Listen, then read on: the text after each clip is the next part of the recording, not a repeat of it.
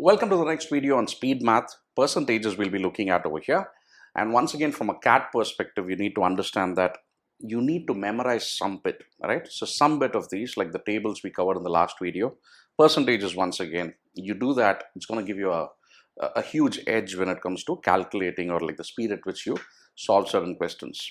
Once again, you're not going to get a direct question, right? Asking you as to, 25% converted to a fraction, right? 1 by 4, you're not going to be getting those. You're going to be using these in questions, right? So therefore, in a question, if there are going to be several steps, if you know these well, you can convert them very quickly and very easily, and you'll be able to solve them very fast, right? So we'll look at the fractions you need to memorize, right? Fractions to be converted to percentages or vice versa, as well as to a decimal form, right? Let's quickly start off with the simple percentage to decimal conversion. Let us say you have a 73 percentage, right? What is this in the decimal form? It simply means the percentage symbol has a value which is 1 by 100. We've seen that in the percentages lesson. So 73 into 1 by 100 and gives you a 73 by 100, which is nothing but 0.73. So therefore, you can just bypass the step over here. Going forward, you can say 64%, move it by 2 decimal places and write it as 0.64. And if you want to convert a number 0.053 to percentage, move this by 2 decimal places, write it as 5.3%. You can just be skipping steps over here, all right? So having said this, now that we are clear with this, let's start off with the fractions to percentages conversion, which you should know. The percentages in decimal is going to be easy, right? So first up is going to be a half or 1 by 2, which I think pretty much everybody over here would be doing this, which is 50%, right? 50% over here, which can also be written as 0.5 or 0.50, right? So I'm not going to be writing the decimal or the percentage everywhere, right? I might just choose to write one of them. I think you should be in a position to know which is what or how to convert to the other. Now 1 by 3 is, you should be knowing it as in the mixed fraction format as well. 33 1 by 3%, which is 33.3333, so on to percentage, right? Percentage symbol. Or as a decimal, it's going to be 0.333 and so on, right? So you just move it by 2 decimal places and get the percentage symbol off. A 2 by 3 as well is quite often used. You should know 66 2 by 3%, right? Which is nothing but 66.67% approximately, or a 0.666 and so on, right? Now 1 by 4, I think this is again a familiar zone, 25% or 0.25. I'm not going to be writing that. A 3 by 4 is going to be 75%. Why did I skip a 2 by 4 over here? A 2 by 4 is nothing but half again, right? So you simplify, you get half, which is the same as this. A 4 by 4 is 1. I don't want to get into that. Now what about a 1 by 5? Right? So 1 by 5 is 20%. This bit you should know. 2/5 is 40%, right? And 3/5 is 60%. And 80% can be written as 4 by 5 and so on. Right? Before we move to the by 6, right, let's quickly look at what about bigger numbers? What about something like 43 by 5, right? What is this as a percentage or decimal? Convert this to mixed fraction, right? 5 eighths are 40, 3 is the remainder, so it's nothing but 8 3 by 5. Once you do this, writing it in the decimal form, 3 by 5 is 0.6, 8.6, or you can write it as 860% very quickly. Because 8 3 by 5 is nothing but 8 plus 3 by 5, right? That is the mixed fraction format. 8 plus a 3 by 5 is originally 8 3 by 5. A 3 by 5 is 0.6, so it's 8.6 or 860%, right? So you can quickly convert it to that. Let's move to the by 6. 1 by 6 is 16 2 by 3%, right? Or 16.67%. Or you can also, it's nothing but 0.1666 and goes on, right? Now, I'm not going to look at 2 by 6 because that's nothing but 1 by 3, right? We've seen that already. That's 33 1 by 3%. 3 by 6 is nothing but half, 50%, right? We know that. 4 by 6 is 2/3. We know that as well, right? That's 66 2 by 3%. So 5/6 or 5 by 6 over here, right? So that is 83 1 by 3%, right? How do we get that? 100 minus this, right? 6 by 6 minus 1 by 6. There's nothing but 1 minus 1 by 6, right? 5 by 6 is 1 is nothing but 100%. minus 16 2 by 3%, or 100% minus 16.67% is going to give us 83.33%. Right? You should not be trying to derive these. You should just, memorize these pretty much, right? That's going to give you speed in the exam, right? So some bits we have to memorize, yeah? We can't be looking to like use the calculator and all of that. Now that we've seen the 1 by 6s, right? By 6s, what about the 7? 7 is an interesting one, right? So 1 by 7 over here is, remember it this way, 14.2857, it's cyclical, right? And continues as 142857 and goes on in a percentage. Now, how do I memorize this 14.2857, right? 7, 1 by 7.5. What is 7 into 2? 7 into 2 is 14. Now, 14 into 2 is a 28.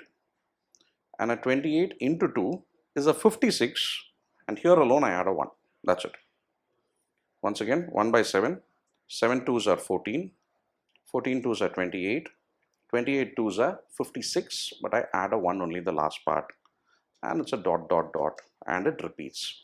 Right? It's recurring 6 digits. These 6 digits are going to keep repeating like this. Right? So 1 by 7 is 14.2857% or 0.142857. A 2 by 7, this is the beauty of it. Right?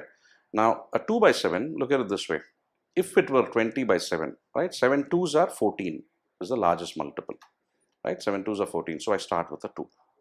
Right? I start with a 2. And then what follows over here? It's the cyclicity this way, 285714, right? It's like a cyclical thing. So 285714 and it continues, and I put a decimal point over here. Another way to look at it is 14 2s are what? 28, starting with 2. 14 2s are 28, right? 1 by 7 was this. 2 by 7, double of that. Starting with the 28, continue. So likewise, let's look at a 3 by 7. 3 times 14 is 42. Oh, starting from 4 over here. 4, 2. And just the same set of numbers continue. Try it out in a calculator, you'll find that, right? And what about a 4 by 7? 4 into 14 is 56, if you know the 14 tables, 56, but closest over here is 57. Starts with that, 57.1428%, right? And continues. And a 5 by 7 over here, 5 14s are 70, starting with a 7, right? 7, 1.482, 1.4285 and so on. A 6 by 7, 6 14s are 84, but starting with an 8, right? 85.7142 and so on, right? So that's the by 7 series over here. On to the 1 by 8, right? So 1 by 8, very important once again, 12.5%. 3 by 8 over here is 3 times that, 37.5%. 5 by 8, right? You can't be looking to multiply them there and there. Use these, practice these, 62.5%, and 7 by 8 over here is 87.5%, right? So hard memorize them and get done with them. Now the by 9 and by 11, right? They're two friendly characters and it's quite easy as well. Now a 1 by 9, I'm going to have it as 11.1111 and so on, 11.1111 and so on. A 1 by 11 is going to be 09.090909, right? So 09.0909 and so on, right? 0 at the start is not really required, so therefore you can just write this 9.0909 and so on percentage. Now what if you have a 4 by 9? Simple, just multiply 11 with 4, it's a 44, 44.44444%. What if you have a 4 by 11? As simple as this, 4 9s are 36, 36.3636 and so on percentage. That's it. You're done with that. Yeah. A 7 by 9, likewise, once again, 77.77 and so on percentage. And a 7 by 11 over here is going to be 7 9s are 63. So 63.6363 and so on percent. Right. So these two are quite easy and you should be done now. Moving to the next one, by 12, right? Just 3 more over here. A by 12 to start with. 1 by 12 is 8.33%, right? So remember this, a 2 by 12, 3 by 12, 4 by 12 and all of that. So think about it, 2 by 12, 3 by 12 or 4 by 12, they are divisible, right? So this becomes 1 by 6 and you know that is 16.61%. 3 by 12 is nothing but 1 by 4, that's 25%. A 4 by 12 over here is 1/3, which is 33.33%. So these you don't need, skip. A 5 by 12, right? How is that going to be computed? 5 by 12 is nothing but 6 by 12 minus 1 by 12. Yeah, 6 by 12 is nothing but half, so 50% minus 8.33%, right? So you don't need to hard memorize them, but quickly, 50 minus this is going to give me 41.67%. What about a 7 by 12? That is the other way around, 6 by 12 plus a 1 by 12. So 50 plus an 8.33%, which comes to 58.33%. Likewise, once again, 8, 9, 10 and all you can skip. Finally, 11 by 12, right? Once again, what am I meaning by skip them? Because you can simplify them, right? So 8 by 12 is nothing but divide by 4, you get a 2/3. This is a 3/4. This over here is a 5/6, and we have already seen them. 2/3 is 66.67, the 75%, this is 83.33%. If you know them in your fingertips like this, while solving those word problem questions with percentages, you're going to be very quick. We'll look at them now. 11 by 12 over here is going to be 100 minus 8.33%, right? 100 minus 8.33 is nothing but 91.67%, and we are done.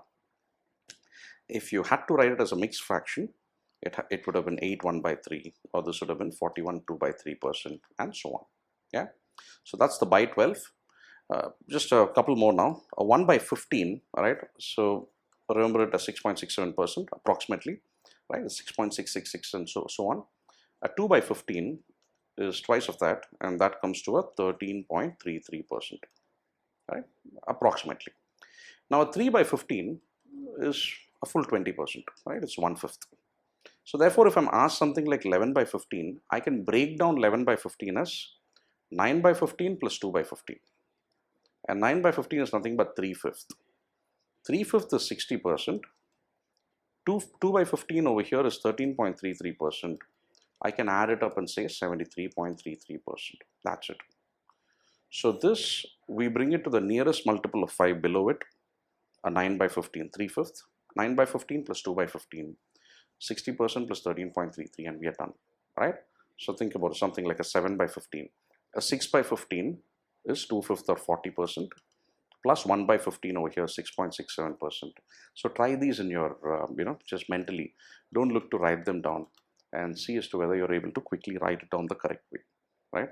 And you can always test it with a calculator. You need practice. It's not like, you just look at it once, it's done.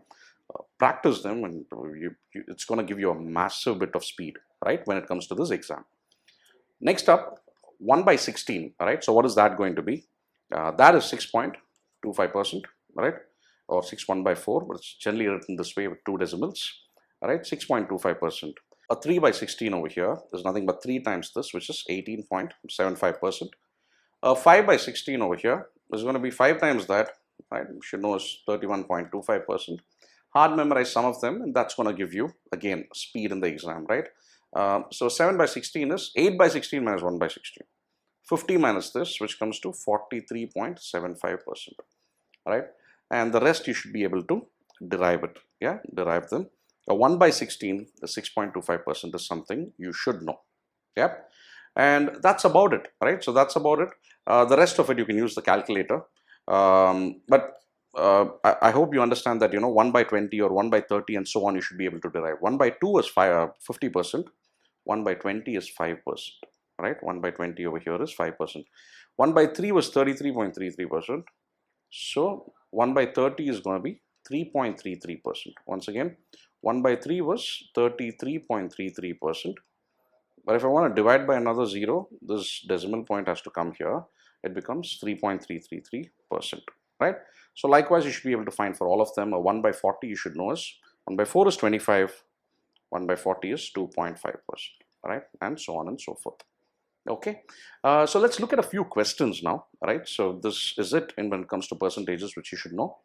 We'll look at some of the CAT questions, and I saw that CAT 2023 slot 2 was an interesting paper because I felt there were about 3 questions which I could identify where some bits of these percentages will be used, right?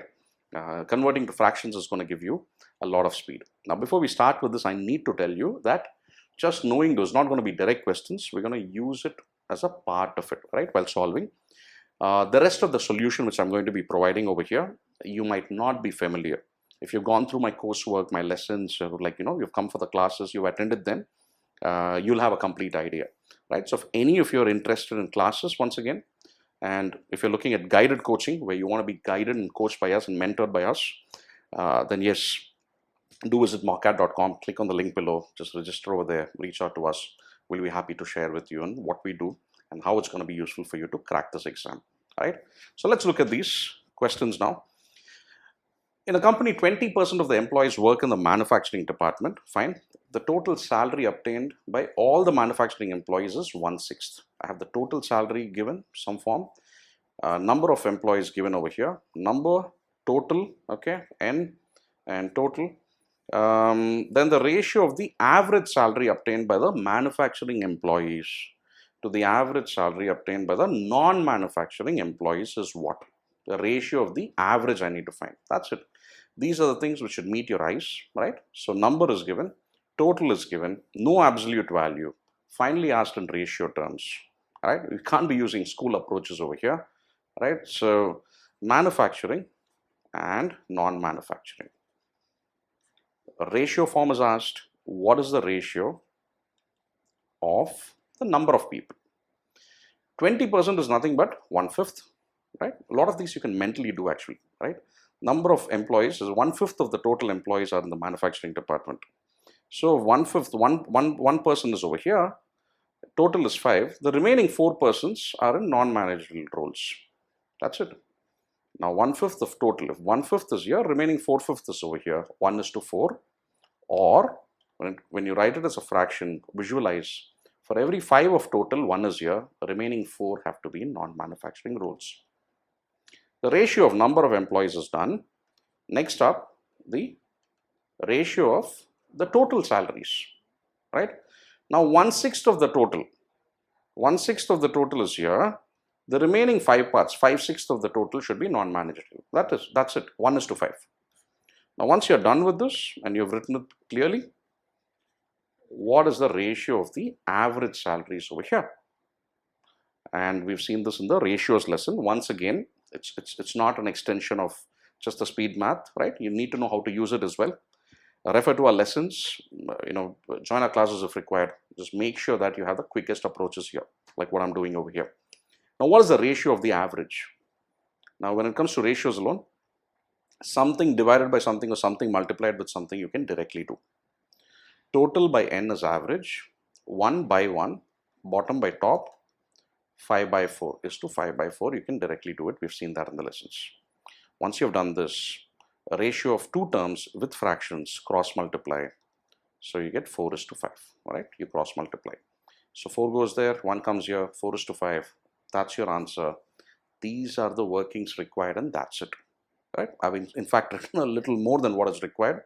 What I'll be doing in the exam is, of course, n is 1:4 and the next is 1/6, so 1:5, that's the total. And average is simply going to be total by n, so 1:5 by 4, and that is going to be 4:5. Tick and keep going. These would have been my steps or can be your steps once you practice and understand the concepts properly. Moving to the next question. Minu purchases a pair of sunglasses at ₹1,000 and sells to Kanu at 20% profit. 20% is 1/5. Okay, so let's say a Minu over here. Minu, what has happened over here? Has paid 1,000. Okay, so that's, let's say, the cost price, and then there's a selling price. And what has happened to the selling price? There has been a profit as well, right? Profit is 1/5. 1/5 of this is simple, that's 200, right? That's the profit, and therefore the selling price would have been 1,200, right? 1,000, you add 200, that's the selling price.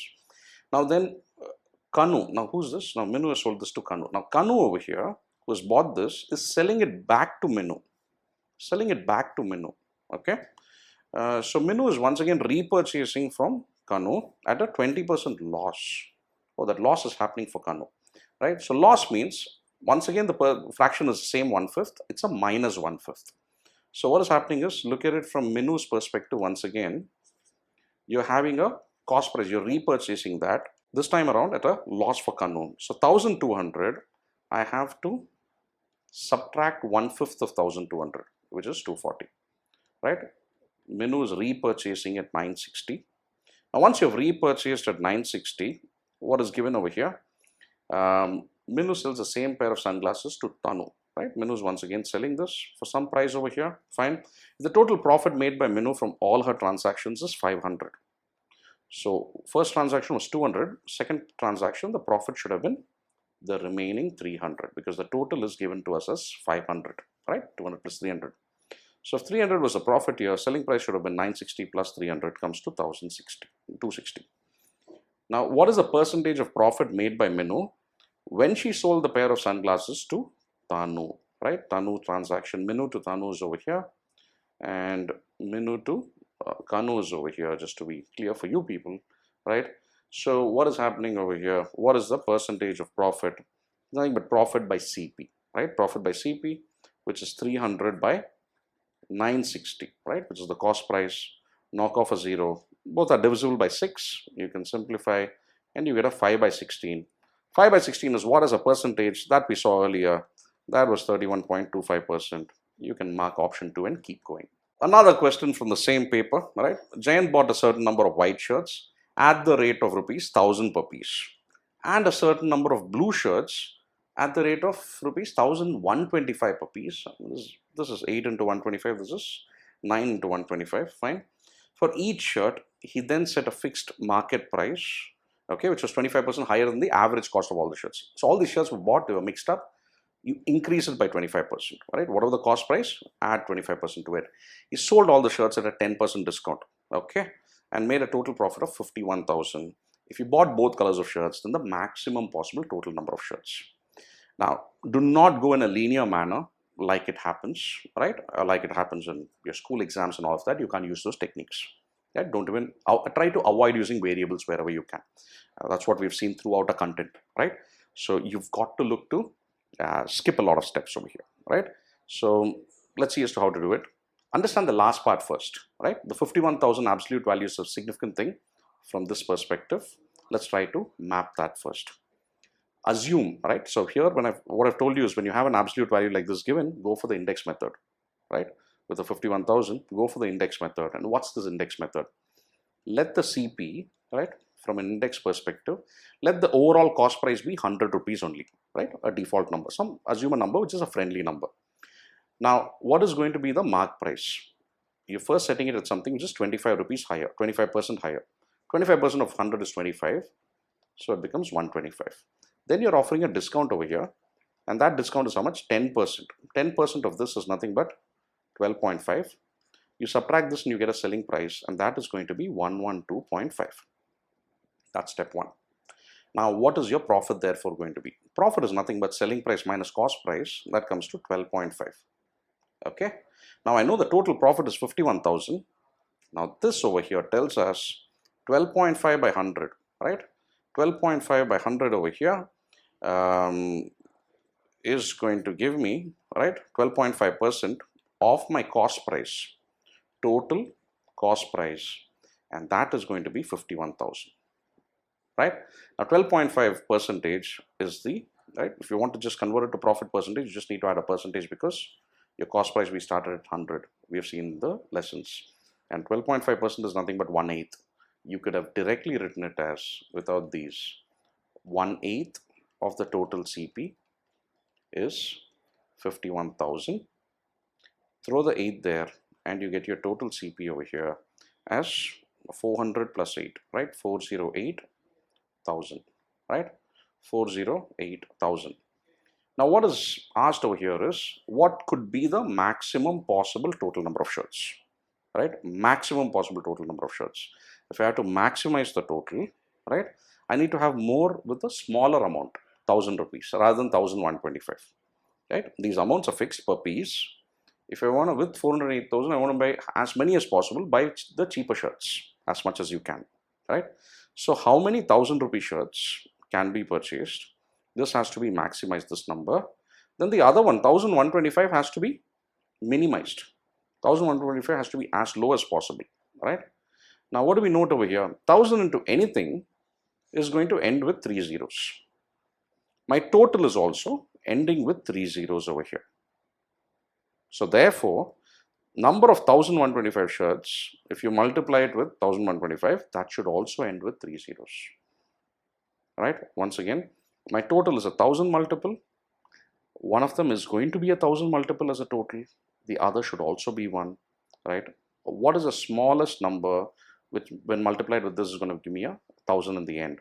8 into 125 is 1000, right?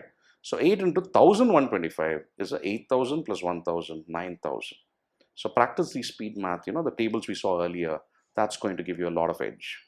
408 minus 9 is 399. 399,000, you can get 399 shirts. You've maximized the shirts here for the 1000 rupee category, minimized for the other. 399 shirts of 1000 rupees each, 8 of 1125 each. Put together, what is asked over here is the total number, 399. So the answer over here is 399 plus 8, which comes to 407. Once again, now you'll be finding that, hey, it looks so tough. Yes, it is. This was one of the toughest papers, right? I mean, or rather the toughest in the last 10 years at least that we've seen, right? So CAT 2023 was a super tough paper. Easy ones, quick solving questions are there if you're going to be practicing the correct way. Once again, in case you haven't signed up, just visit our speed concepts section under Quant, right? So under the speed modules, you have speed concepts, which is the bridge between, the knowing the concepts and actually cracking your CAT questions, right? You can't be using the school approaches. So there's a lot of content over there at mockat.com. Some of them are available for free. Make use of them. Sign up in case you haven't, right? And do hit the like button if you like this video. Share your comments below and subscribe in case you haven't. I'll see you in the next one.